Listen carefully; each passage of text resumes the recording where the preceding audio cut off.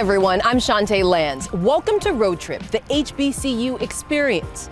Over the next year, we're heading on an adventure to highlight Black culture and excellence. We'll bring you with us to experience music, food, and innovation. Our first stop is right here in Washington, D.C. The U.S. Capitol has had its share of power brokers walking these halls, and many have come from the campuses of historically Black colleges and universities, including one of today's most powerful and influential HBCU alums, Vice President of the United States, Kamala Harris. But the overall network of HBCU alumni is vast, built throughout a long history, dating back over 180 years. The first HBCU, Cheyney University. It was founded in Pennsylvania in 1837, a time when Blacks were prohibited from attending existing colleges and universities. To learn more about how these schools came to be, I caught up with Lezli Baskerville of NAFIO, an advocacy organization that works on behalf of HBCUs. In 1862, America established public land-grant colleges, but those schools were only for white persons.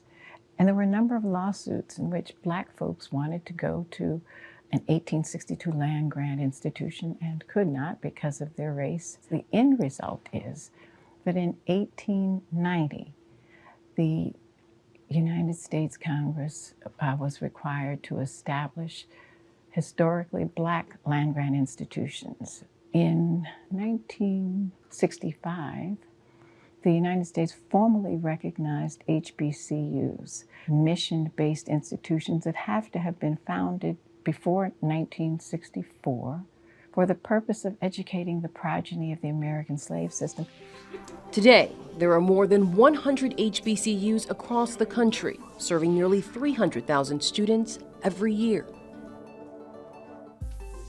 HBCUs are just 3% of American colleges and universities, but they're punching way above their weight. That brings us to Howard University, known as the Mecca because it's considered one of the most prestigious historically Black colleges in this country. With over 120,000 degrees awarded to alumni over its 150-year existence, Howard University's commitment to Black excellence can be seen across all aspects of campus life. Through academics, research, sports, arts, entertainment, community service, and epic homecoming celebrations, to name a few. Historically Black colleges and universities developed as more African Americans gained freedom. So they existed before the Civil War, but then expanded dramatically immediately following the Civil War. Many HBCUs developed as schools for teachers or schools for preachers. But Howard was developed specifically with the development of Black professionals in mind. Despite the racism and segregation and hostility toward Black education, Howard managed to succeed and thrive because they were able to fight. The students were very active. They refused to accept mistreatment by the national community, which sought to look down on Black intellectuals. They created an ecosystem where they supported each other. They didn't rely on the acceptance of the white community to tell them that they were important. What they were doing was important. They understood who they were because that's what educators here at Howard ingrained in them.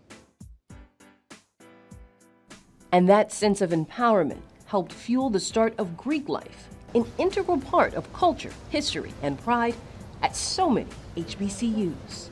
Black Greek life is so important at Howard because the majority of our Black Greek letter fraternities and sororities were founded right here on Howard's campus.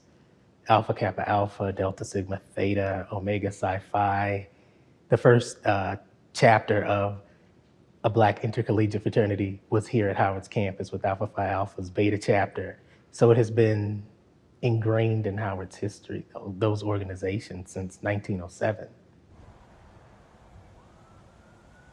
The Yard as a meeting place evolved organically.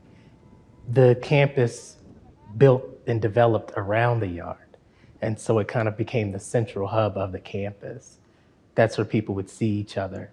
You walk across the Yard, you'd see a professor. You walk across the Yard, you'd see an administrator. And so it kind of naturally just became a meeting place for everyone. Then you had the flagpole there. It was like a central point for everyone to kind of meet and exist and be.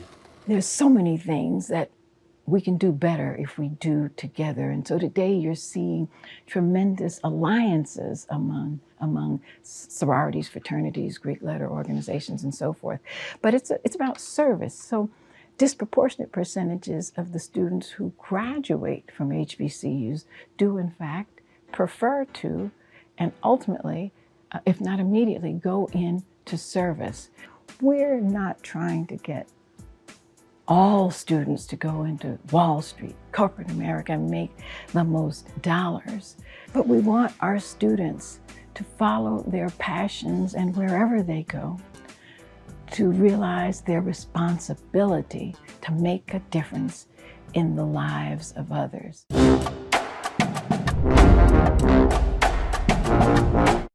Brought to you by Nissan, the all-new 2022 Pathfinder, designed with the whole crew in mind. Back in the day, Grandpa never asked for directions. Where are we going? Wherever I'm going, that's where we're going. Okay, Dan. And my mixtapes had all my jams. What's a mixtape? What?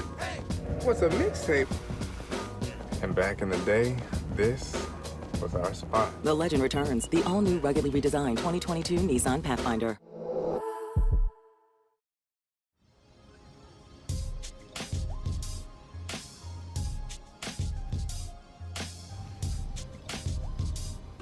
We're here at Howard University. It was chartered by Congress in 1867. HBCUs were established as a way for African Americans to have educational opportunities that were denied to them at traditionally white institutions. Over the last 150 years, Howard has become a beacon of excellence. It prides itself in molding the next generation of leaders. A long history, not without challenges faced by Howard's own leaders. But student activism and the recent protests haven't stopped the current man in charge from trying to keep Howard's legacy alive. President Dr. Wayne A.I. Frederick has served in this role since 2014. His journey with Howard started much earlier as a young Trinidadian student with big dreams and several alumni who inspired his decision to enroll here. Tell me where your love for Howard comes from. So my love for Howard starts with its very beginning, its very unlikely beginning, and the fact that over time it has stuck to its purpose of educating those who otherwise wouldn't have an opportunity. And I certainly was one of those. I came here as a 16-year-old with sickle cell, and Howard turned me into a surgeon and its president. I think that in and of itself tells you about the remarkable and exceptional place that this is. You being diagnosed with sickle cell is part of the reason why you started your education and finished so quickly and did the dual major. Was that a factor? It was a major factor. I wanted to become a physician. The first prime minister of my country was a former political science professor here, Sir Eric Williams. And the physicians who would deliver my two younger brothers were Howard trained. So Howard was all around me, and that Black excellence was all around me. So this was the only institution anywhere in the world that I could attend to fulfill my dream. What was it like when you first got here? Was it everything you expected? Way more. You know, I think the sea of Blackness was unbelievable. I mean, it was similar to the country I grew up in, where physicians, the prime minister, you know, nurses, etc., were all Black.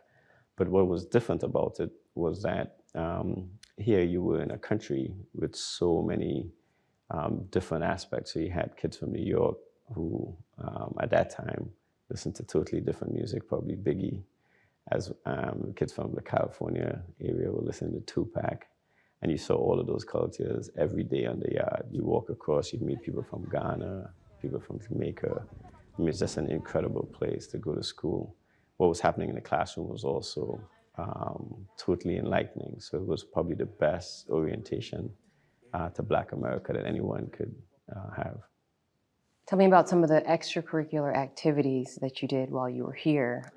Sure, I would say the primary thing that I got involved in was the soccer team. I was the manager of the soccer team. And in 1988, we would make it all the way to the very final game for Division I soccer. We would play in the Final Four in Indiana, play Indiana in the final, and unfortunately lose 1-0. So needless to say, my impression of Howard sports was that we always won. So when I turned on the TV for March Madness and didn't see Howard, I was a little surprised.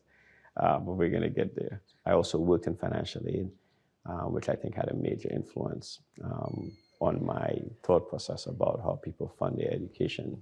So that's something that has driven you and kind of gave you insight on doing that now. Absolutely. When I look at my presidency and I look at what the number one reason why students didn't finish Howard, it was because of finances, nothing else. And I look back at that time, I look back at the graduation rate when I was a student here to now, and the biggest separation is finances. People had good grades, had GPAs above 3.0, and just didn't have the finances to be able to finish. Do you feel like you've changed that, and if so, how? Yeah, we've changed that significantly. We were raising about $3 to $8 million a year the year before I started.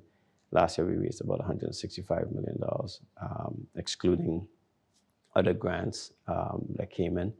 And when we look at student debt, especially at the undergraduate level, it has actually declined over the past 3 years. Have you guys been receiving a lot more funding? We received 4 of the 5 largest gifts in our history right before the pandemic, including 8-figure gifts included in that. And I think that continued. We were in discussions for a huge gift from Bloomberg Philanthropies that would decrease student debt for every student in the med school who qualified over the next 4 years by $100,000. All of those things were already happening. Why is Howard called the Mecca? You know, it's that place where you go to get that knowledge. You go to get that very highest level of excellence. You go to drink that source of knowledge, as it were. And I think it's fitting. You know, it's also called a capstone. It's up here on the hill, one of the highest points in DC. So some of it is symbolic and some of it is what happens here every day. And I think between those two things, I think we recognize that it is the place that is that shining light on the hill. It is that place that, not just for Black excellence, but a place that it has influenced the world in so many ways. Sometimes we talk about the Vice President, Kamala Harris, but we have to also recognize that I have about 70,000 to 80,000 living alum, and a lot of them are doing the day-to-day work. They'll never be on the cover of the New York Times. They'll never be on a TV show, but the reality is that they're in communities doing what is necessary to advance those communities every single day. Moving forward, where do you see Howard in the next 150 years? I think my succession needs to bring the first female president to the university. We've had 17 men, 7 of whom have been Black men. And I think it's fitting time that we have a Black woman run the university. We've sent a Black woman to the White House before. We've had a Black woman in my office. I think that's important. 73% of my undergrads are women, and 10 of my 14 deans are women. I met one permanent dean here who was a woman when I started. And I think we have to do that. I think it's important. It's more representative of who we are. And I think she will then get an opportunity to sail Howard into the next 150 years.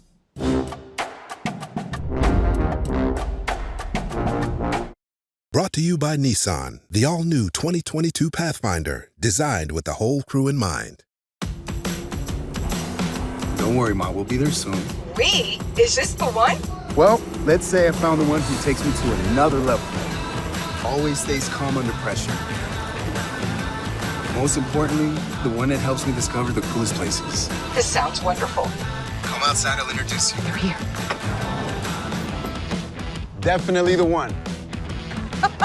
Introducing the all-new 2022 Nissan Frontier.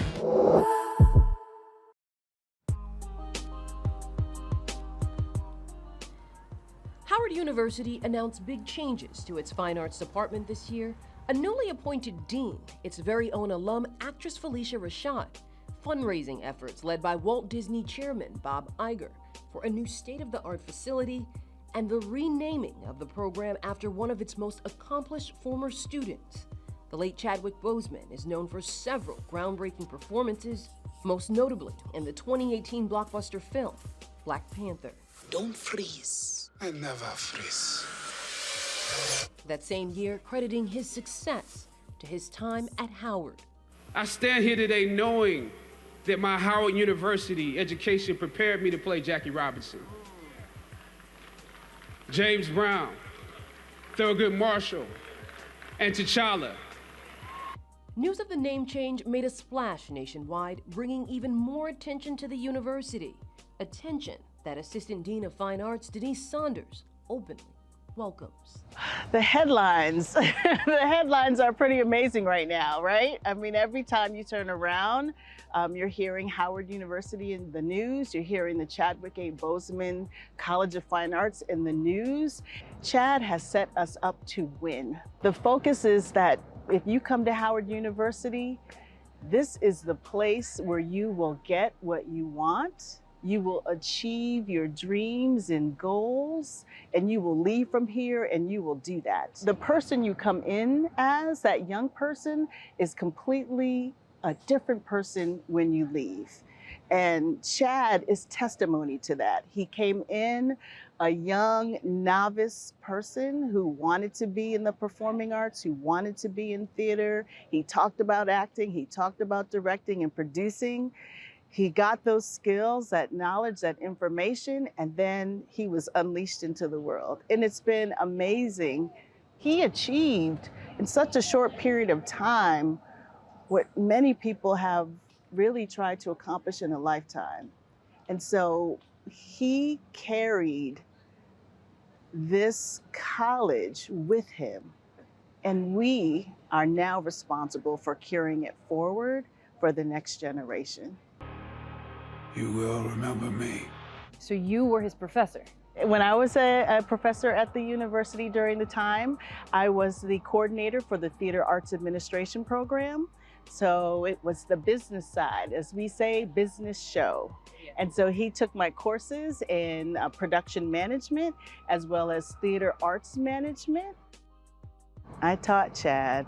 He was an amazing student, someone who was very determined, very brilliant, passionate about the art form, about theater, about this work, this life. That was Chad. The fine arts is a very vulnerable space. We ask our students who are learning the craft of acting and performance to give themselves. A term that you hear many times is leave it all on the Marley or leave it all on the stage. You're asked to give of your internal being to this craft. In order to become other people, you have to release what is inside, but then also bring on or take on another character's essence and elements. And that is an amazing craft. It's an amazing way to give of yourself, both in spirit, in mind, in body, embodying another person. That's vulnerable. And so that bond that we connect with our students with is one that is handled with care, because we are asking our students to give of themselves in that way.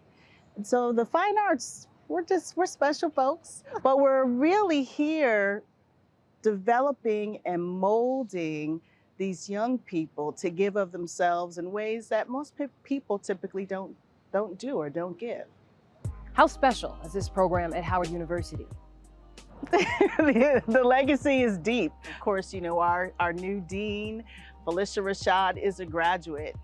Roberta Flack, Donnie Hathaway. I mean, the list goes on and on. Taraji P. Henson, Anthony Anderson, Bisa Butler, you name it. The fine arts, we are developing students and artists and individuals who impact this world in ways that you could never imagine, right here on this campus and right in this college.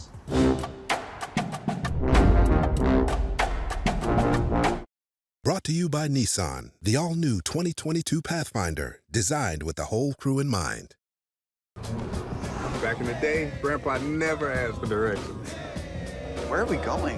Wherever I'm going, that's where we're going. Okay, Dan. And my mixtapes had all my jams. What's a mixtape? What? What's a mixtape? And back in the day, this was our spot. The legend returns. The all-new, ruggedly redesigned 2022 Nissan Pathfinder. HBCUs were thrust into the spotlight in recent years thanks in part to the Black Lives Matter movement and the inauguration of U.S. Vice President Kamala Harris. And with that attention came multi-million-dollar donations, and roughly 1/3 of HBCUs reporting record increases in applications and enrollment over the past 3 years. I sat down with 3 students at Howard, each with unique and impressive credentials, to get their take on the current HBCU experience. Sean Smith, acting major and Chadwick Boseman scholar, Brianna Davis, business major and former student council vice president, and Randall Brumont, economics graduate student and basketball player. You guys have been selected, and we are grateful that you're here. How did you guys end up at Howard? Why Howard? Why here? So I came from a predominantly white university. I went to Columbia for my undergrad. Just the prestige and the experience that I get here at Howard. When I was up at Columbia, I had a lot of friends who always would come down for Howard homecoming, and had a lot of people who knew about Howard and attended here. So I already was hearing great things about Howard. I could kind of just feel the atmosphere of it being the Mecca, and students really just having a change mentality and really just wanting to strive for excellence. What's the Mecca? The Mecca is the students. I say all the time, you don't come for the pretty buildings, you don't come for just classes. The Mecca is the experience that kind of happens outside of the classroom. Is, like she said, the students, but it's an experience, it's the people. I think when you talk about the Mecca, you're talking about blackness, but blackness as a whole, not blackness one-dimensionally or two-dimensionally, blackness three-dimensionally. So you look at blackness and you can look at this campus, you can look at all the people on this campus, and you can't box in what blackness is. You come here and you're gonna find blackness in all degrees, and I think the Mecca is what that is. You come here to experience truly what blackness is, because anywhere outside of here, you're always gonna have the outside influence or outside views of oh, okay, blackness, you're supposed to be like this. Regardless of if you admit it or not, there's always that thought in your head, that bias. What has happened since George Floyd's death, there's been more attention to HBCUs, in particular Howard University. What does that feel like? What is the difference that you feel about your university, at your university? Bring me there. For me, I feel like we have a voice and we have a presence when I hear that. For instance, the things going on in Blackburn, that's national news. I have my parents ask me about that. I have my friends from back in Houston asking me what's going on. And it gives a sense of power to me personally, because I feel like if I'm trying to stand up for something and my classmates are there with me, that we're actually gonna make some noise, we're actually gonna garner some attention for our cause. I think the transition was very interesting. I went from having to describe Howard and say yes, Howard in Washington, D.C., to then everybody being oh my gosh, you go to the school that Kamala Harris goes to, the vice president. So that transition just outwardly, personally, was interesting, from the people being concerned about my college choice to being ecstatic. But also on student leadership and campus perspective, within the School of Business, we have a lot of people contacting companies, to partnership and things with student org. Tell me about the bond and the relationships that you have with your professors here compared to other schools that you've been. It's not all of them, but a lot of them, even if it's not a super close relationship, it's still, you can feel the care between both parties. Even if I don't talk to you a lot, oh, are you okay? Do you guys need anything? How are you guys doing mentally? They'll ask about your mental health. Okay, you guys need a day off, you need extensions. It's really, it's more than just a teacher-student relationship. I'm gonna check on you and I'm gonna make sure you have what you need, because I know that this experience can get rough sometimes. They've been in our shoes. I know I've had a multitude of professors that are Howard alum, and they know how hard it is, how hard it was for them when they were trying to like break into an industry or when they were trying to just become an adult. And so they really take the time to kind of understand and relate to you. All right, what's your message? If you're considering an HBCU, if you want to find yourself without labels and with the most support you'll probably ever receive, if you're looking for an experience that is uplifting, that will push you, that will light a fire within you, then HBCUs are definitely the place for you. I've been here 3 months, and the bond I've created with some of the people that I've met is just immeasurable. I immediately felt more comfortable than I did, because I think Brianna touched on this earlier. There's always black in front of everything, but like here, you just feel more accepted. And so a message I would say to the juniors and seniors considering it is like, coming to a HBCU it gives you something that's unmatched by PWIs in terms of the people you'll be around and the acceptance that you'll feel. And that message is clear. HBCUs are the driving force behind so many Black leaders, innovators, and change makers in generations to come. That's it for this episode of Road Trip, the HBCU Experience. I'm Shantae Lands, and we will see you next time.